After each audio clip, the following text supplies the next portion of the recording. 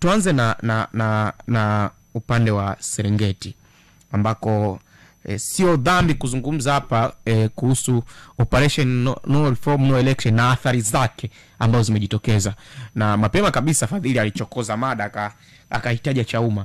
Ukitaja athari ya moja wapo ambayo inaonekana kwa macho kabisa ya operation no reform no election ni kurejeshwa kwa uhai wa Chauma kwa kiasi kikubwa, ndio unavyoweza kusema, kwa sababu mamia kwa maelfu, sio dhambi nikisema hivi, maelfu ya wanachama waliokuwa wanachama wa Chadema wamejiunga na Chauma, na tunaambiwa kwamba kuna idadi kubwa pia ya wanachama wengine maelfu watawepo. Na moja ya kanda ambazo zinatajwa kwamba zimeathirika pakubwa hata kabla operation ya wenyewe haijaanza ni kanda hizi mbili ambazo nyinyi mnatoka, ikiwemo kanda ya kaskazini, kanda ya Serengeti na kanda ya Victoria. Kanda tatu ambazo zinatajwa zimeathirika pakubwa sana. Na hata hiyo operation ambao wanaenda kuizindua tarehe 30 bila shaka inaenda kuanza kwenye kanda ambazo nyinyi pia mnatokea. Inaanza Victoria, Serengeti, alafu wataendelea kwenye maeneo mengine. Pasi na shaka wameona kuna mtaji mkubwa katika maeneo, lakini ajenda yao ni moja tu. Issue ni kwa sababu ya operation ya no reform no election, kwa sababu wakati wanatangaza maamuzi ya kung'atuka Chadema, ajenda ikuwa kwa sababu wakubaliane pamoja na mambo mengine yote, lakini kwa sababu ya chama wenyewe wanatumia neno kimesusia kuingia kwenye uchaguzi. Kwa hiyo wanakubaliana kweli kuna mambo ya kurekebisha kwenye mfumo wetu wa uchaguzi kwa maana ya reforms, lakini hii no election ndio inaonekana imewakimbiza maelfu ya watu. That's why ndio maana naelewa Fadhili aliuliza mapema kwamba watu wanaielewa hiyo operation kwa namna moja. Hiyo no reform no election watu mnaosema wanaielewa kweli kweli. Tukianzia pale, mnatafsirije watu uelewa hiyo operation? Yaani watu wanaielewaje? Nataka tupate darasa kwa sababu nyinyi watendaji. Watu wanaielewaje tu? Au wanaelewa kusema tu no reform no election? Wao wanawaeleweshaje nini maana ya no election? Tuache no reform kidogo, hata na wote wanakubaliana haina shida. Lakini hii no election mnawaeleweshaje no election watu ni nini? Kwanza moja, wananchi wanafahamu, yani ukizungumza habari ya no reforms no election kwamba hakuna mabadiliko hakuna uchaguzi. Wananchi wanafahamu kwamba moja ya shida kubwa sana za nchini mfumo wa uchaguzi, na muhimu sana watu wafahamu. Wakati wa hayati Magufuli hakuwa na vuguvugu kubwa sana la kutaka mabadiliko makubwa ya kiuchaguzi, kwa sababu hayati Magufuli aliweka msimamo wake wazi kwamba yeye habari ya makatiba mpya na mambo mengine sio kipaumbele kwake. Lakini Rais Samia alivyoingia madarakani, yeye alionyesha kwamba kufanya mabadiliko kwenye nchini swala la kipaumbele kwake, ndio akaja na fara na watu wakawa na matumaini makubwa sana kwamba kuna mabadiliko. Kwa hiyo moja ya watu ambao amechochea kwa kiwango kikubwa sana ya mabadiliko, madai ya mabadiliko ya mfumo wa uchaguzi na madai ya mabadiliko ya katiba kwa nchini, rais mwenyewe baada ya kuwapa uhuru. Sio uhuru, tuna ahadi zake na watu walikuwa na matumaini. Sasa Magufuli alisema hakuna kabisa. Wewe Samia aliwapa chance. Magufuli alitangaza kabisa na kila mtu alikuwa anajua kama Magufuli msimamo wake ni huo, lakini Rais Samia alivyoingia madarakani na yeye vile vile alitangaza na akaonyesha kwamba mabadiliko ya muhimu kwenye mfumo wa uchaguzi wa nchi hii na mabadiliko ya katiba ni mpaka chama chake CCM halmashauri kuu na ilijitokeza ikakiri kwamba sasa tunahitaji mabadiliko ya katiba. Kwa hiyo wananchi walipata matumaini makubwa sana kwamba hatusingeweza kwenda kwenye uchaguzi bila kufanyika mabadiliko haya makubwa ya mfumo wa uchaguzi. Bahati mbaya ni kwamba yafanyika mabadiliko, lakini mabadiliko madogo ambayo hayawezi kukidhi matakwa, hayawezi kukidhi kiu ya watu ambao wanataka mabadiliko ya mfumo wa uchaguzi. Kwa hiyo huhitaji degree, huhitaji masters, huhitaji utafiti wa kutosha kujua kwamba wananchi wanahitaji mfumo bora wa upatikanaji wa viongozi kutokana na athari za ambazo zinatokana kutoka kupata viongozi wa. Kwa hiyo wananchi hawezi kuja kwenye mkutano wa hadhara kama hukuunge mkono. Yaani kwa nini CCM inaandaa mikutano yao kwa gharama kubwa sana na wananchi bado waende kwenye mkutano ya hadhara? Kwa nini Chadema inatangaza tu mikutano ya hadhara na wananchi wanajitokeza kwenye mkutano? Wananchi wanajitokeza kwenye mkutano kwa sababu kuna message ambayo unayo inayoungwa mkono na hao wananchi wanakuja kusikiliza. Kama huna message ambayo inaungwa mkono na wao, hakuna mtu atakuja kusikiliza. Ndio maana mikutano ya CCM makala anahangaika huko mpaka wasombe wafanye nini juza. Kitendo cha wananchi kujitokeza kwenye mkutano wako wa hadhara, kwenye mkutano ya hadhara ya chama cha siasa, ni kwamba hichi chama kinaungwa mkono na wananchi, lakini kina ujumbe ambao unaungwa mkono na wananchi. La pili, Kanisa Katoliki lina waumini zaidi ya milioni 14 nchi hii. Limesema ni wakati wa mabadiliko na muda wa kufanya mabadiliko upo. hiyo ni kanisa Katoliki. KKT na Anglikana na makanisa mengine yanasema kuna umuhimu wa nchi kupata mabadiliko ya mfumo bora wa uchaguzi. Hao wote wanahudumia jamii, wanahudumia wananchi, makanisa yanahudumia wananchi. Kwa hiyo ni CCM pekee, na hata CCM yenyewe inasema ni kuna umuhimu wa kufanya mabadiliko, na ilijitokeza, ilikuwa ni msimamo kwa halmashauri kuu ya CCM. Sasa tunashangaa, na cha kushangaza zaidi kwamba kipi kimempata Rais Samia mwishoni mwa kutekeleza ahadi zake, ameshindwa kutekeleza ahadi ambazo aliziahidi mwenyewe. Kwa hiyo hoja ya hakuna mabadiliko, hakuna uchaguzi, sio tu inaungwa mkono na wanachadema, inaungwa mkono na wananchi, hata wana CCM, kwa sababu inawezekana wana CCM pia ni wahanga wakubwa sana wa mfumo mbaya wa kiuchaguzi hata ndani ya chama chao. Haiwezekani mgombea wa CCM anapata kula 5 alafu anakuwa mgombea ubunge anaacha mtu ambaye amepata kula 600 700. Hiyo ni haiwezekani mtu, kwa sababu hicho kiburi sisi wanakipata kwa sababu hakuna mfumo uhuru wa uchaguzi. Kwa kuna mfumo uhuru wa uchaguzi ambao unaruhusu vyama vya siasa na wagombea kujitokeza kushindanisha sera, CCM inaweza itateua wagombea bora. Umemsikia tunadai kwa sababu umemsikia naibu waziri wa utumishi wa umma akimtishia mgombea mtiania wa CCM kwamba unahakika gani kama ni naibu waziri? Ni naibu waziri kwa sababu kama sio yeye ajitokeza kanusha. Umemsikia akikanusha? Kama sio yeye aliyehusika na kila jiwe unarudishwa lazima nirudishe.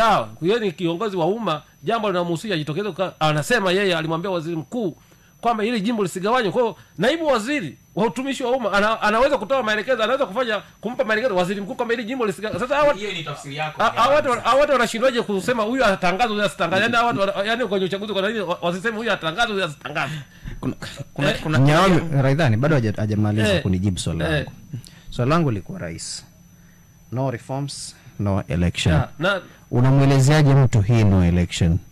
Nilikwambia hiyo haitaji hata kutumia masaa 5 kueleza kwa wananchi. Nchi hii imeharibu uchaguzi 4.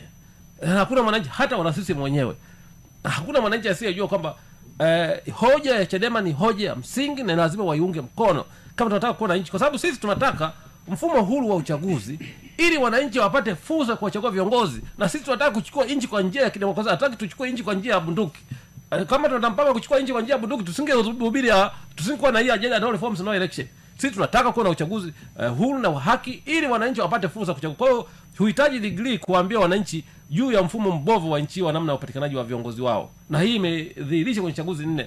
Viongozi wa dini wamesema, jumuiya za kimataifa zimesema, hata mashirika wa kutazama uchaguzi ambao mengi yanafadhiliwa na serikali, REDET inafadhiliwa na serikali, chuo kikuu cha Dar es Salaam imesema hakuna usawa kwenye uchaguzi kwenye mfumo wa uchaguzi wa nchi. Haiwezekani. Leo tunakwenda kwenye uchaguzi, Ramadhani Omar Mapuli alikuwa katibu mwenezi wa CCM, ni mjumbe wa tume ya uchaguzi. Inawezekanaje?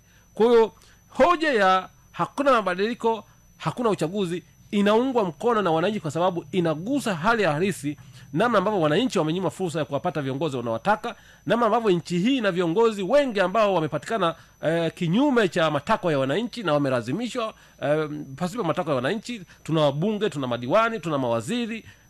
Mfano mzuri tu, kwa mfano Kisesa kwa Luhaga Mpina, taarifa zilizopo Magufuli alimwahi kumwambia Luhaga Mpina, wewe kushinda ubunge hapa unatuletea kelele kushinda ubunge.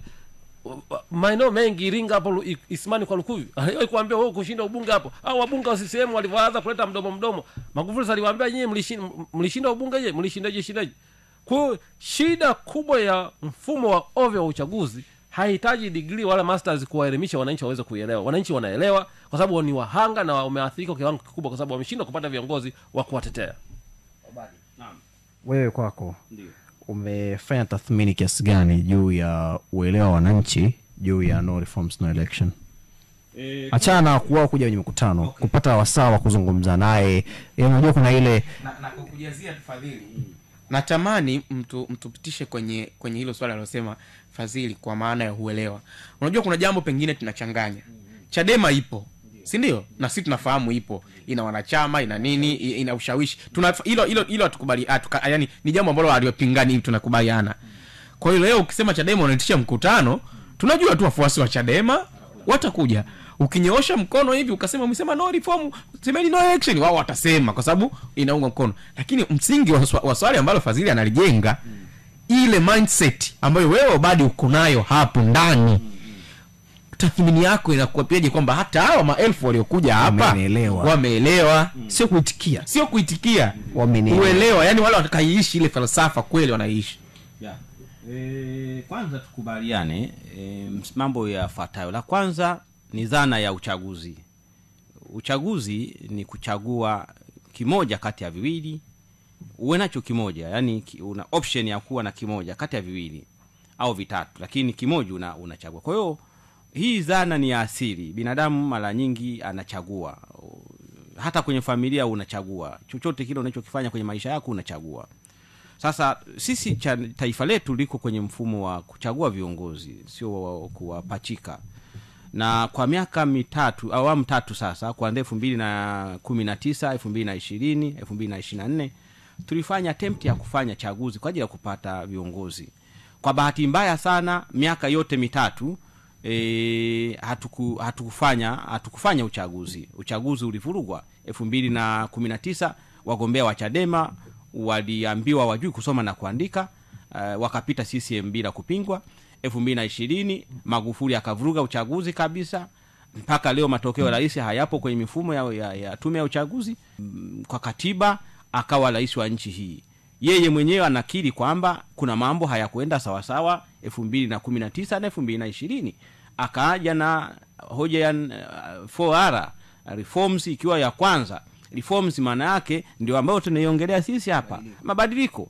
Sasa baada ya kusema na akaunda kikosi kazi, kikamshauri, sisi tukasema tuingie kwenye kikosi kazi kwa sababu tunaona hakina nia njema, pamoja na kwamba kilikuwa ni cha kwake, lakini kilimshauri kwamba kulikuwa na shida kubwa kwenye chaguzi ambazo zimepita. Chadema akatupa mlango wa pekee kwa sababu tuna ushawishi kwenye taifa hili. Tukazungumza naye kwa zaidi ya mwaka na miezi kadhaa, tukampa hoja zetu, na yeye akakiri kwamba kuna shida kwa kweli tumepitia na hatutakiwi kurudi huko tulikotoka.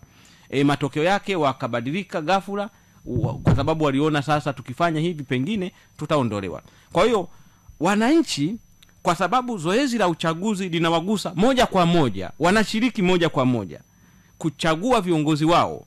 Yaani wananchi wa Tanzania badala ya kukutana Dodoma pale, wanachagua mwananchi mmoja mmoja kwenye kila jimbo awawakilishe watu wa Kahama, wa Nyamagana, wa Ilemela, wa Ukelewe, wanakuja kuzungumza pale. Kwa dhana hiyo ya practice ya uchaguzi, wananchi wanaelewa maana ya uchaguzi. Na maana ya uchaguzi ni kuchagua anayeongoza kwa kura za kuchaguliwa atangazwe. Uchaguzi sio lazima ushinde. Uchaguzi ni kwamba aliyenazo nyingi atuongoze, aliyepungukiwa asubiri awamu nyingine, asubiri wakati mwingine. Sasa haya yote yametokea kwa chaguzi zote tatu, yamekuwa ya ovyo. Uchaguzi wa serikali za mitaa 2024 tulikuwa na matumaini kwamba pengine kwa sababu ni rais mpya, alikiri wazi kwamba kulikuwa na shida na kidogo aliimba habari ya reforms kama ambavyo amesema katibu wa kanda ya Serengeti. Tukadhani tutakwenda kwenye mambo ambayo yamebadilishwa.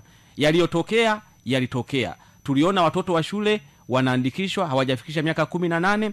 Tuliona watu ambao washafariki miaka kadhaa iliyopita wanaonekana kwenye madaftari daftari la wapiga kura wa serikali ya mitaa.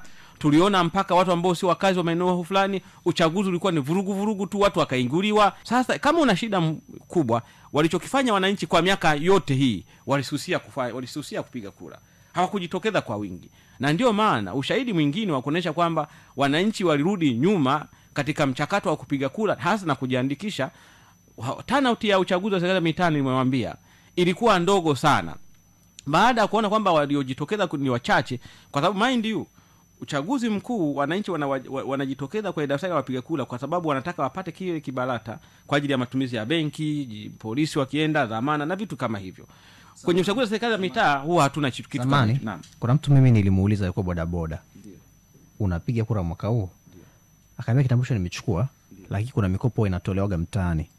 Kwa hiyo ndio maana nashukuru kwa kuliweka sawa. Ndio maana uchaguzi wa serikali ya mitaa walipoona turnout ni ndogo, walijitokeza kwa mara ya pili kushawishi tena.